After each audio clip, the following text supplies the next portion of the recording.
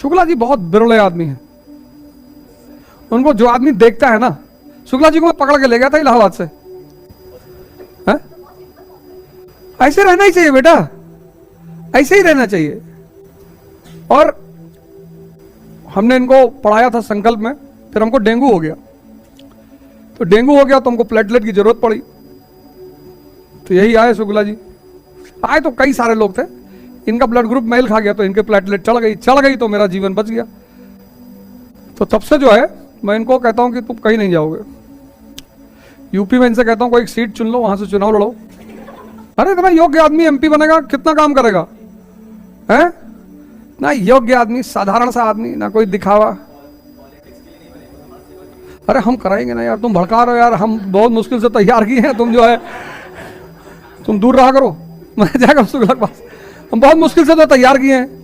Engineer है, engineer का professor था, वहां नौकरी छोड़ दिया। बहुत मुश्किल से तो मैं इनकी शादी कराया हूं, शादी नहीं कर रहे थे सर, सेवा करके फिर शादी कराए। हर आदमी हर काम नहीं कर पाता है ना, तो एक दो नौकरियां छोड़ दी। तमन्ना ही नहीं जीवन में, तमन्ना ही नहीं है। अब जिस आदमी की तमन्ना ही नहीं है उससे कहां काम करवाओगे। पढ़े, किसी ने उठा के पूछ लिया सर बर्नौली थ्योरम देखो ऐसा है, बर्नौली बता दिया पूरा, सो के उठना हुआ आदमी से बर्नौली बता दिया, फिर सो गया। तो इनको जबरदस्ती पकड़ना पड़ा। हमारा इनका स्नेह बहुत है, बढ़िया आदमी है ना, बढ़िया आदमी को हर आदमी यूज करता है, जबकि बढ़िया आदमी को और प्रमोट करना चाहिए। पर यहां तो कॉन्सेप्ट ही अलग है। यहां तो जो लड़की खतरनाक है उसको लोग बहन बना लेते हैं, जो लड़की खतरनाक है तुम हाथ पकड़े डाल दी तुरंत, मामा की लड़की है हमारे, अच्छा। जो लड़की सीधी है उसको सभी परेशान करते हो। तो नियम है ना, उसको पूरा यूनिवर्सिटी प्रपोज किए दे रहा है, क्योंकि उसने कभी किसी को कुछ कहा नहीं। हमारी सोसाइटी ऐसी है जो बदमाश परंपरा को प्रोत्साहित करती है। यहां शरीफ हुए कि मारे गए।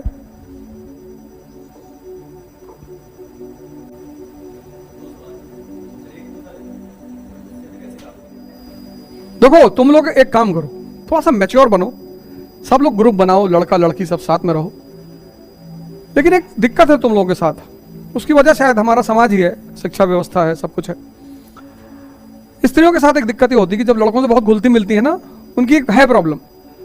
तो अक्सर ऐसा होता है कि स्त्री का बहुत प्रेम दिखाना, जैसे मान लो एग्जाम्पल के तौर पर तुम खाना लेकर आती हो, अब तुमने इनसे डेली खाना पूछ लिया, तुम भी खाओगे। अब तुम्हारी तरफ से तो बड़ा करुणा वाला काम है, स्त्री हो तो करुणा ही है, लेकिन तुमको ऐसा नहीं करना चाहिए। क्योंकि पुरुष जो है, मेरी पूरी बात सुन लो, जैसे तुमने गौर किया, जैसे तुम घर पे रहोगी तो माँ बाप तुमको मना करेंगे ज्यादा मत हंसा करो, तुम्हें बड़ा बुरा लगा होगा उस वक्त। लड़कियों को लगता है कि लड़के हर जगह मुस्कुराते हैं, हम क्यों ना मुस्कुराएं। तुम जिस समाज में रहते हो वहां मुस्कुराहट का अलग मतलब है।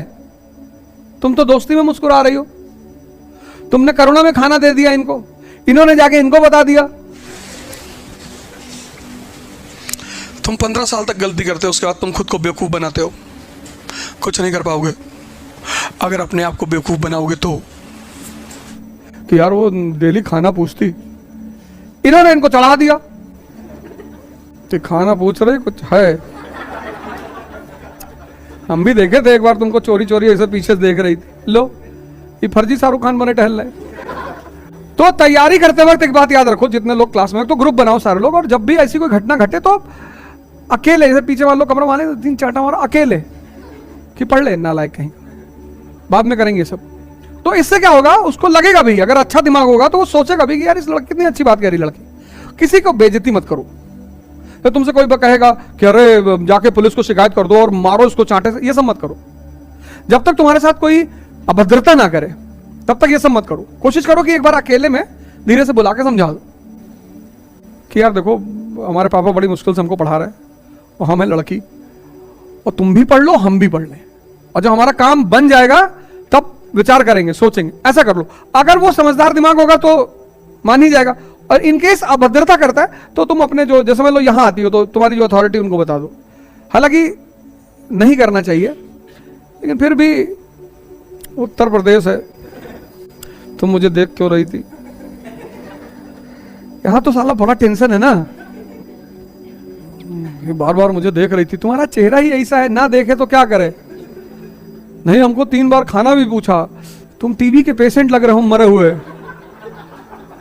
तो करुणा में पूछ लिया बे। ऐसा हम दिल्ली में है ना, तो वहां अक्सर होता ही घटनाएं, लड़का के बताओ सर हमको 3 बार खाना पूछा था, हाँ तुम टीबी के पेशेंट हो, तो करुणा में पूछा उसने, मरी नहीं जा रही तुम्हारे ऊपर, वो फर्राटा खोल के खड़ा कर देंगे, उड़ जाओगे। और सबसे ज्यादा भूमिका क्लास के लड़कों की होती है। ये जब खुला, पूरा मुद्दा खुला, सारी परतें खुली, तो जब भी ऐसा कोई बात ऐसी आए तो अकेले में कहीं चाय पी के, पान खा के, कहीं भी एक बार आदमी को समझा दो कि देखो यार फालतू में भी रायता मत फैलाओ, दिमाग वैसे उलझा हुआ है, इससे बचो, थोड़ा सा बुरी चीज नहीं है लेकिन बचो। अभी वो दौर नहीं है, अभी तुम्हें अपना दिमाग एक जगह लगाना है। 1 साल की बात है, फिर तो जीवन भर यही करना है। जिसके पास शक्ति है वो सिर्फ प्रेम करता है, शक्ति है ही है, इसीलिए शक्ति का काम ही क्या है? तो भगवान विष्णु जो है शेषनाग पे लेटे हुए, लक्ष्मी जी पैर दबा रही, वो शक्ति है। शक्ति विहीन हो तो अपना पूरा ध्यान, पूरा कंसंट्रेशन शक्ति पे लगा दो।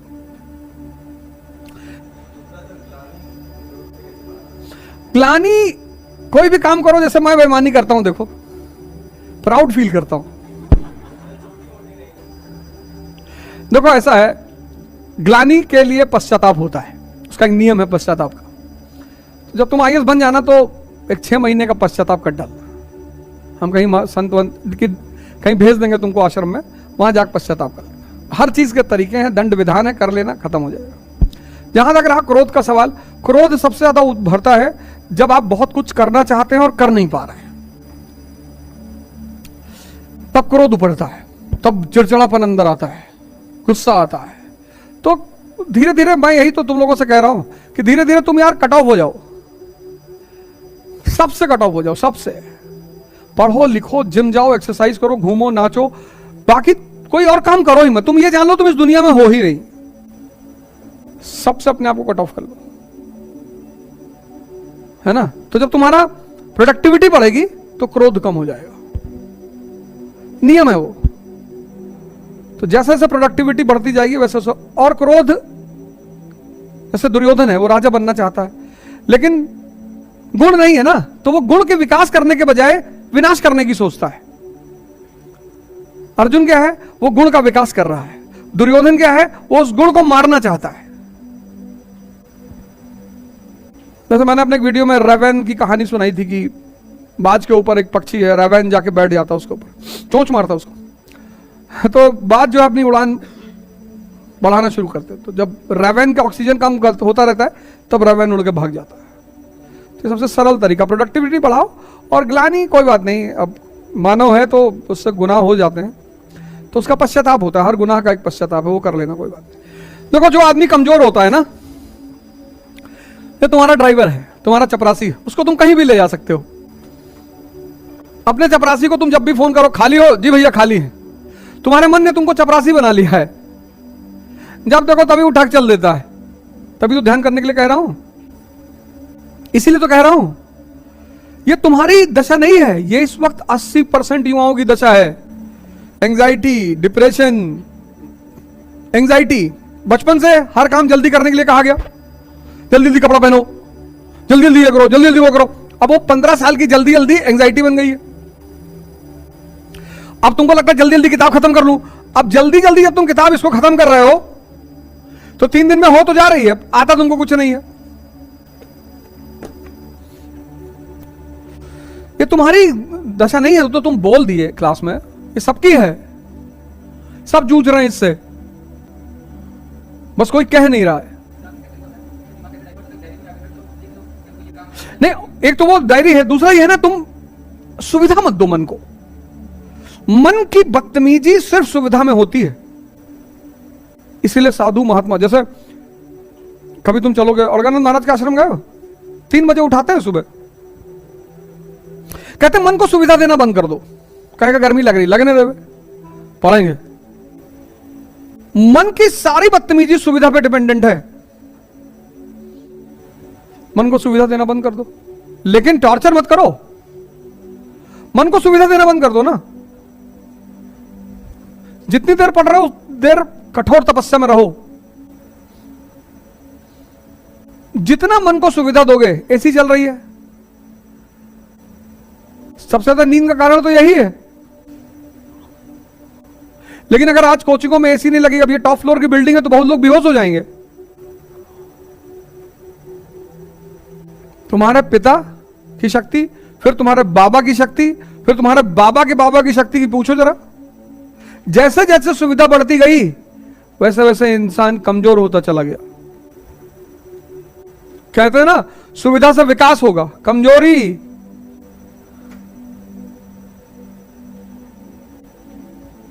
हमारे देश में खिलाने की बड़ी परंपरा है। तुम किसी घर जाओ, लोग बहुत खिलाते हैं। क्यों? पहले लोग साइकिल पे चलते थे सन 80-80 में। अब हमारे फूफा जी साइकिल से आते थे हमारे घर, 40 किलोमीटर साइकिल चला के आते थे। ऐसे तुम्हारे भी रिश्तेदार आते रहे होंगे पहले। पिता से पूछना, अपने पिताजी से। अब जो आदमी 40 किलोमीटर साइकिल चला के आया है, उसको तुम 2 फुल्का खिलाओगे? वो किचन में जाकर सब डिब्बा उब्बा उठा पटक देगा, क्योंकि वो आया है और फिर जाएगा 2 घंटे बाद 80 किलोमीटर। तब लोग इतना खाते थे, 50 पूड़ी खा गए, आधा किलो रबड़ी खा गए, 4 लीटर दूध पी गए। अब वही परंपरा लोग आज चला रहे हैं। अब तुम कार उठाए, अपने दोस्त के घर पहुंच गए, वहां मिठाई गुलाब जामुन, अब तुमको लग रहा भैया शुगर बढ़ जाएगी, इतना काहे खिला रहे हो। और तुम्हारे घर कोई आए और खाने को मना करे तो जबरदस्ती मत किया करो यार। इस देश में बड़ा जबरदस्ती का कॉन्सेप्ट है। नहीं, 2 लड्डू खाना पड़ेगा। सुविधाएं बढ़ गई हैं, सुविधाओं ने मन को हरामखोर बना दिया है। कटरा में एक जगह है कारपेंट्री चौराहा, जानती हो? कारपेंट्री स्कूल है वहां पे। कारपेंट्री स्कूल के आगे, चौराहे के आगे एक दाहिने साइड में गली जाती है। उस गली में एक केसरवानी जी का मकान है। वहां मैं किराए पे रहता था, टॉप फ्लोर पे। वहां हमारे ऊपर कोई फ्लोर नहीं था, हम टॉप फ्लोर पे थे। उनका जो टॉप फ्लोर था, उस पर 2 कमरे ऊपर बने हुए थे, 2, उसमें एक एक लड़के किराए पे रहते थे। एक हम थे, एक बांदा के मौर्य जी थे। तो ऊपर पंखा नहीं लगवा रखा था।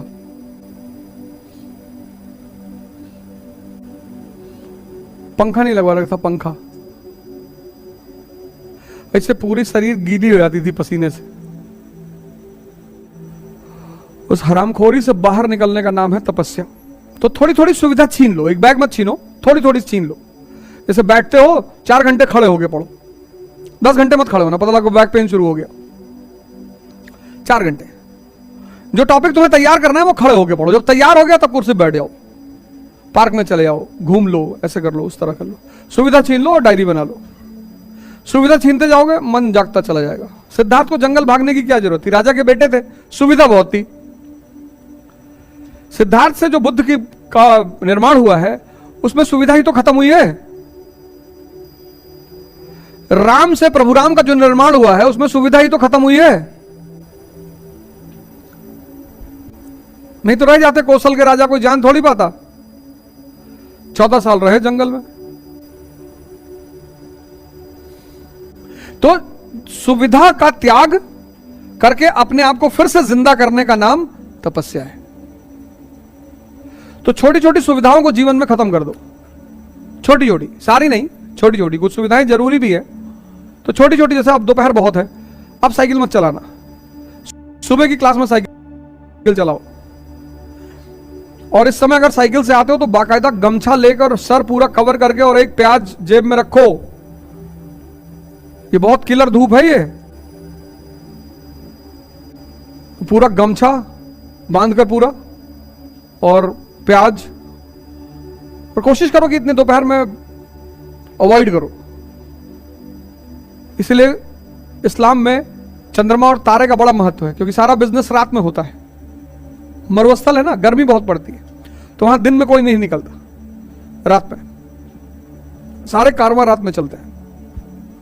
तो उनका लूनर कैलेंडर है, हमारा सारा काम दिन में होता है, तो हमारा सोलर कैलेंडर है।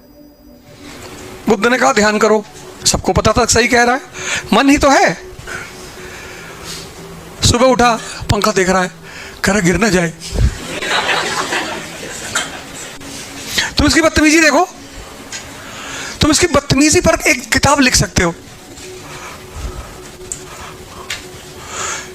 तुम इसकी बदतमीजियों पर एक किताब लिख सकते हो। इतने प्यार से कन्विंस करता है। अभी क्लास से बाहर निकलोगे, कुछ लोग तो क्लास में बैठ के मोबाइल में मैसेज देखते रहते हैं और इतने अटेंटिव होके देखते हैं, पर टीचर की तरफ भी बड़े प्यार से देखते हैं और नीचे मैसेज देख रहे हैं।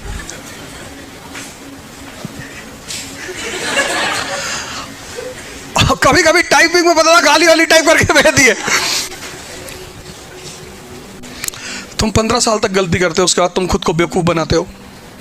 कुछ नहीं कर पाओगे अगर अपने आप को बेवकूफ बनाओगे तो। तुम सिर्फ 15 साल तक गलती करते हो, उसके बाद तुम खुद को बेवकूफ बनाते हो। और जितने लोग खुद को बेवकूफ बनाते हैं सब प्रजा है। जब तुमने मन बना लिया कि मैं खुद को बेवकूफ बनाऊंगा, तब तुम्हें कौन रोक सकता है? हाँ, कोई मैसेज आ रहा हो 50 करोड़ का, 100 करोड़ का, प्रधानमंत्री का, अमेरिकन सीनेट का, जियो बिडेन तुमसे कोई इमरजेंसी बात करना चाहता है, पुतिन तुमको हेलो कह रहा है, तो समझ में आता है।